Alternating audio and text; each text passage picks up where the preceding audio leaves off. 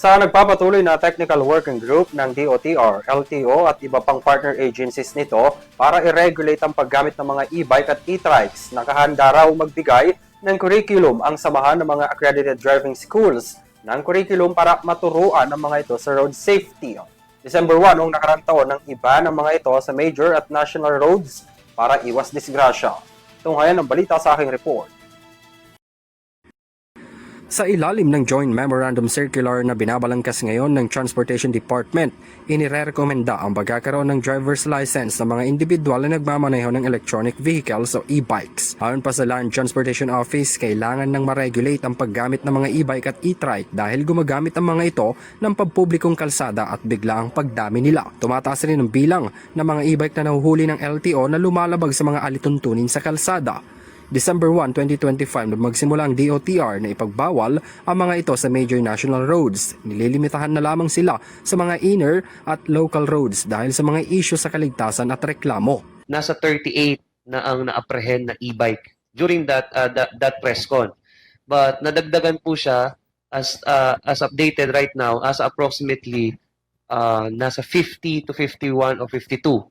No, yung total ng mga na-apprehend na e-bike drivers, no? Pagdating po kasi sa pag-apprehend ng mga e-bike na yan, we only apprehend yung po mga registered and at the same time yung mga lumalagpas po sa 50 kilograms. Dahil na rin sa planong pagkakaroon ng driver's license ng electronic bikes users, nakahanda raw ang samahan ng mga accredited LTO driving schools na magbigay ng karagdagang kaalaman sa kalsada. Lubhang mapanganib raw kasi para sa mga e-bike users kung hindi alam mga basic roads laws dahil buhay ang nakasalalay. Bata tayo na they were not educated about the use of kalsada. They were wearing headphones, naglalandian sa kalsada, naghaharutan. And plus yung e-bike, if you will see, these drivers, e-bike drivers, akala nila laruan lang siya.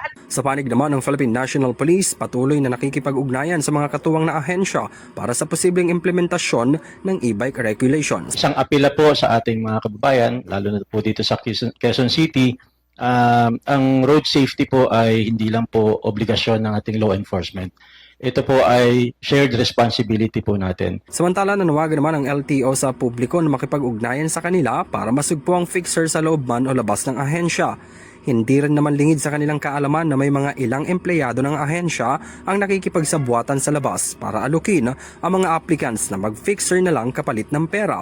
Kaya tuloy-tuloy raw ang pagsasagawa nila ng entrapment operation sa mga sangkot na opisyales ng LTO. Bukod sa admin case na kaso sa mga ito, gumugulong na rin daw ang ilang criminal case laban sa kanila, gaya na lamang ng extortion. The employee is a plantilla holder, of course. That particular employee that have connived with the fixer outside will face a administrative sanction at the same time extortion. Bukod sa mga empleyado ng LTO, hindi rin ligtas sa mga aplikante na mapapatunayang pumayag na dumaan sa fixer para makakuha ng driver's license. Unang-una, nananawagan po kami sa mga gustong kumuha ng lisensya na doon sila pumunta sa mga legit na mga driving schools.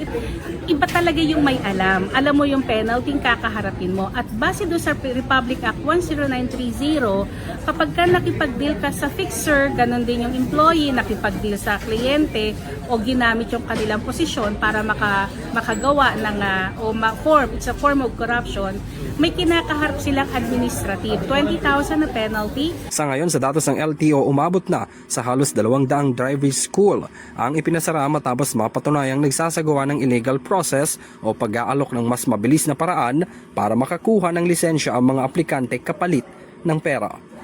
Para sa EuroTV News, ako si Henry V. Nicolas, sumasaludo sa bawat Pilipino.